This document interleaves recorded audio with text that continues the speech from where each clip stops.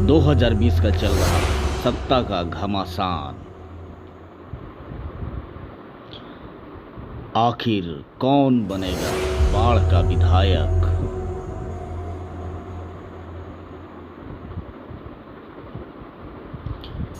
जनता किसकी सुनेगी पुकार और किसको देगी नकार?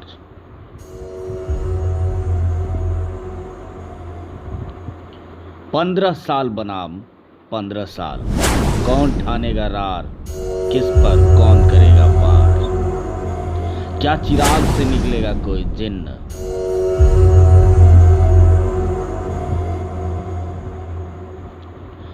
या फिर नीतीश मोदी की जोड़ी ही कराएगा करिश्मा?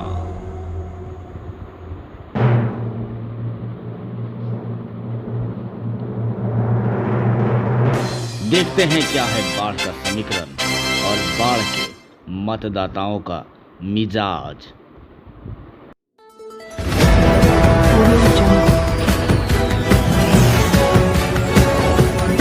ई है अपन बाढ़, आपन माटी आपन बात। बिहार के पटना जिले का बाढ़ विधानसभा क्षेत्र हमेशा से चर्चाओं में रहा है। वजह है, पूर्व में यह क्षेत्र बाढ़ लोकसभा क्षेत्र का हिस्सा हुआ करता था, जहां से सीएम नीतीश कुमार लगातार 5 बार लोकसभा का चुनाव जीतकर केंद्र की राजनीति शुरू की थी।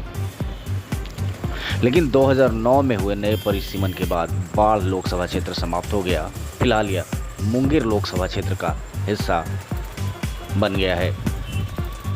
कहा जाता है कि बिहार की राजनीति में बाढ़ विधानसभा का परिणाम हमेशा से कयासों और आकलनों को मात देता आया है, जिसकी सबसे बड़ी वजह है यहाँ का जातीय समीकरण का चुनावी मुद्दों पर हावी हो जाना।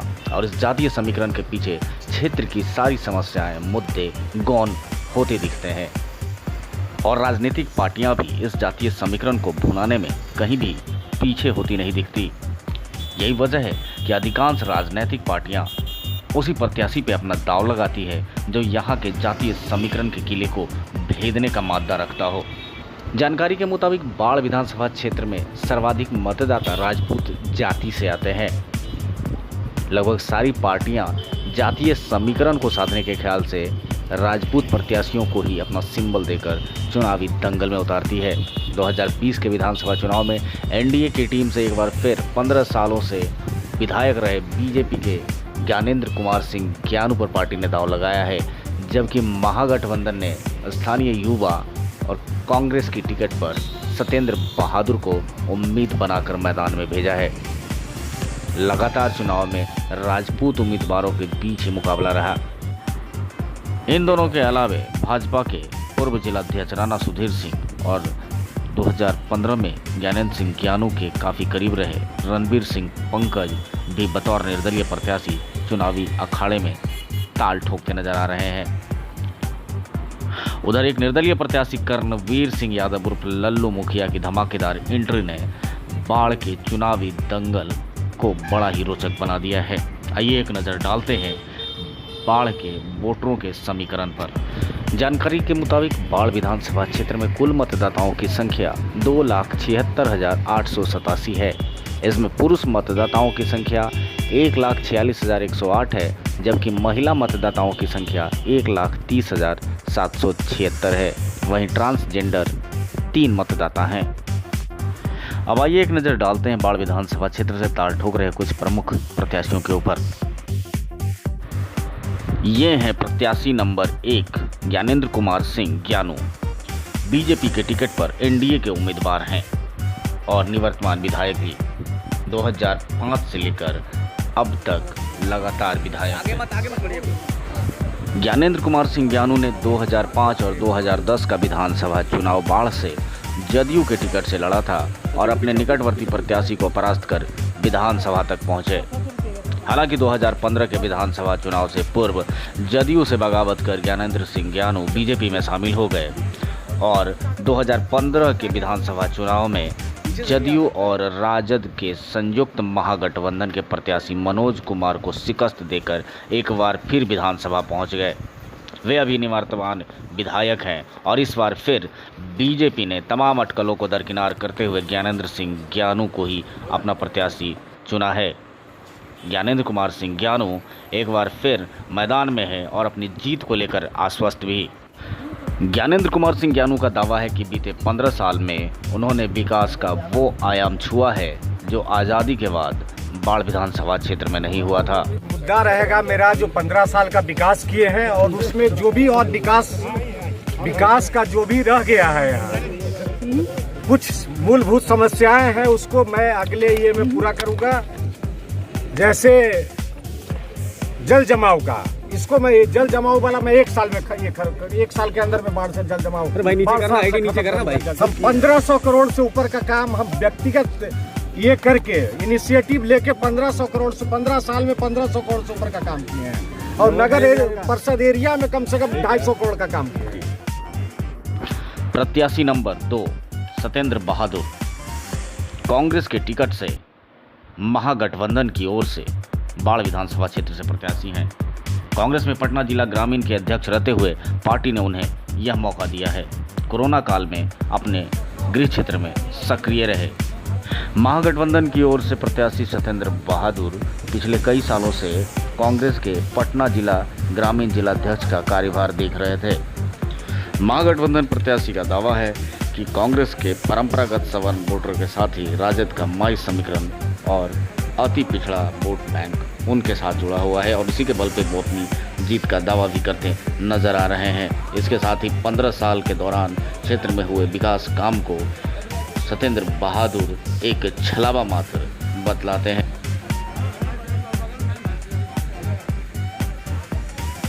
पंद्रह सौ करोड़ का या कितना उनका दावा है वो तो सब झूठ का बुनियाद है, पुलिंदा है। उसमें से उसका क्या कितना अंश गया उनके लिए, उमानाथ का क्या स्थिति है अभी, और बाढ़ में कहाँ पे इंफ्रास्ट्रक्चर है एजुकेशन का, कहाँ पे स्वास्थ्य की क्या व्यवस्थाएं हैं, क्या महामारी के टाइम में कौन सा हॉस्पिटल में क्या चल रहा था, ये सब से छिपा हुआ नहीं है। प्रॉपर न डॉक्टर हैं, न नर्सेज है, न कॉलेज में प्रॉपर टीचर है, न स्टाफ हैं। बिल्कुल बेपटरी हो चुका है सरकार। और बाढ़ में इनका तो काम, आपको घूम रहे होंगे तो आपको जनता का जो विरोध है वो आपको समझ में। प्रत्याशी नंबर 3 कर्णवीर सिंह यादव उर्फ लल्लू मुखिया नवादा पंचायत के पूर्व मुखिया लल्लू मुखिया। वर्तमान में इनकी पत्नी नवादा पंचायत से मुखिया और खुद को समाज सेवा के बल पर राजनीति में आने की बात कर रहे हैं। लल्लू मुखिया का दावा है कि बाढ़ के सभी जात धर्म और समुदाय के लोगों का उन्हें समर्थन प्राप्त है और इसी के बदौलत उन्होंने बाढ़ विधानसभा क्षेत्र की दावेदारी पेश की है। बाढ़ के चुनावी अखाड़े में लल्लू मुखिया बाहरी बनाम लोकल प्रत्याशी तथा बाढ़ को जिला बनाने का मुद्दा लेकर जनता के बीच हैं। लल्लू मुखिया का दावा है कि बाढ़ के सभी समाज का उन्हें समर्थन मिल रहा है और वो चुनाव में अपनी जीत दर्ज कराएंगे।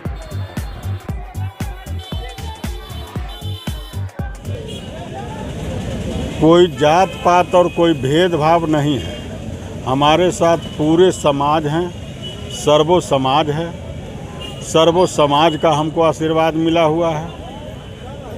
बाकी कोई कद्दावर नेता नहीं होता है, सबसे बड़ा कद्दावर जनता है। प्रत्याशी नंबर 4 रणबीर कुमार सिंह उर्फ पंकज निर्दलीय प्रत्याशी।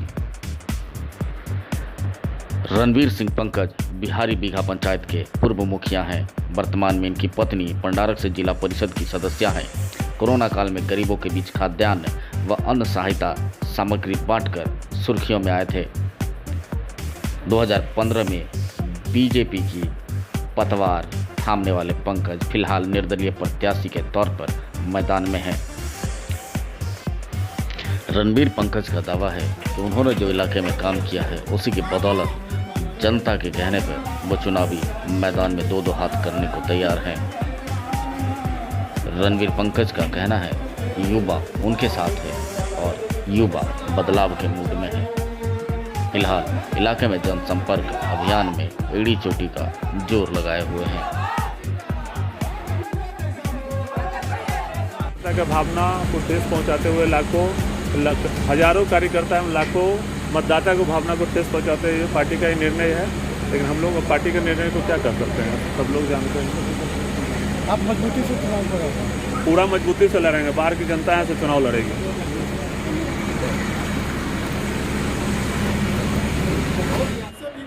इन सबके बीच दशकों तक बीजेपी का झंडा उठाने वाले पूर्व जिलाध्यक्ष राणा सुधीर सिंह ने बगावत कर निर्दलीय चुनावी अखाड़े में कूदने का मन बना लिया।